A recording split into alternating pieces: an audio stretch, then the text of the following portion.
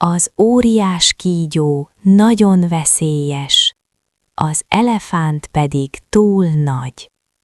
Nálunk minden nagyon kicsi, nekem bárány kell.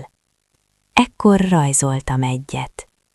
Ő figyelmesen megnézte, majd azt mondta: nem, ez a bárány már nagyon beteg, rajzolj egy másikat.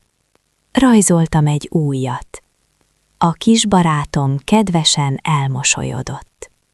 Lásd magad is, ez nem bárány, hanem kos. Szarvai vannak.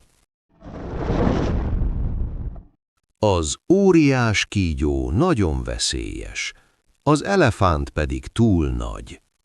Nálunk minden nagyon kicsi, nekem bárány kell. Ekkor rajzoltam egyet.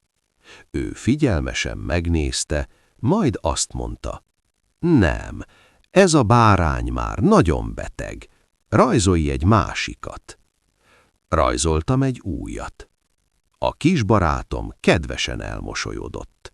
Lásd magad is, ez nem bárány, hanem kos.